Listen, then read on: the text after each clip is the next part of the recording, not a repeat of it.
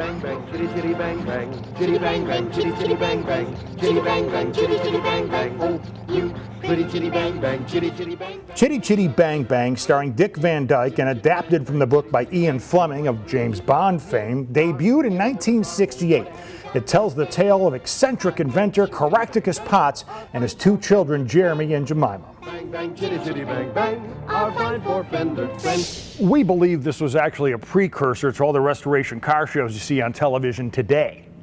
The kids discover a burned-out old race car sentenced for demolition when they convince their father to buy it and fix it up. Caractacus doesn't just fix it up, he builds it to float, fly, and drive on its own. Self-driving cars, get out of here. All those added bells and whistles serve the Potts and Caractacus's love interest, truly Scrumptious, well, as they try to save Lord Scrumptious and Caractacus's father, Grandpa Potts, from the capture of evil Baron Bomburst of Vulgaria, who kidnapped the men in an attempt to steal Chitty. In the end, Chitty drives, flies, and swims to save the day. Caractacus and Scrumptious kiss, decide to get married, and live happily ever after. 2 thumbs up. But now to the sequel, which brings us back here to Stalls. This Chitty arrived here just 2 weeks ago. It's one of the newest members of the collection and is believed to be one of only 2 fully operational vehicles used in the film. Now, a total of 5 cars were built for the movie. 2 for the driving scenes, 2 designed to float, and 1 for the flying scene, plus several other scale models for special effects.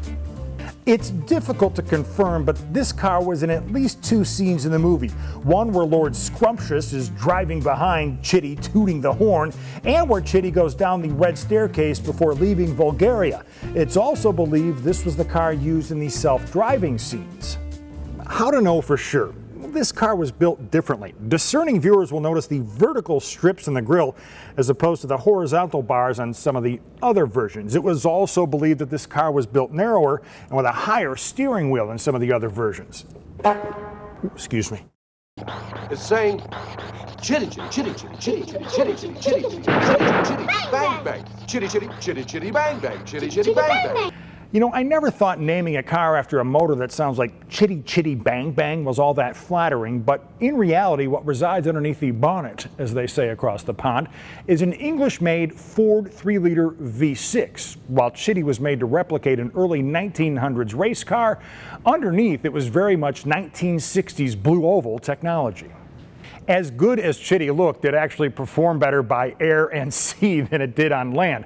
According to Dick Van Dyke himself, and I quote, "Earmuffs, Chitty, the car was a little difficult to maneuver with the turning radius of a battleship."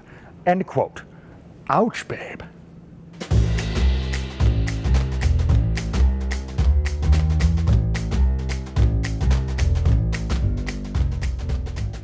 Okay, so maybe she wasn't very nimble, but she had it where she needed it with her brass and copper trim and accessories, leather upholstery, and custom-made Goodyears. The dash was even taken from a British World War I fighter plane. Old Caractacus had an eye for detail, right down to the license plate. The custom tag, Gen 11, was derived from the Latin word genii, meaning magical person or being.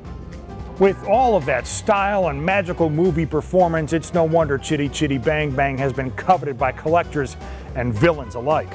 But let this be a lesson to you, evil Baron Bomburst. You couldn't steal Chitty in the movie and you can't have her now, because she's heavily guarded here by all of her friends and fans at Stalls.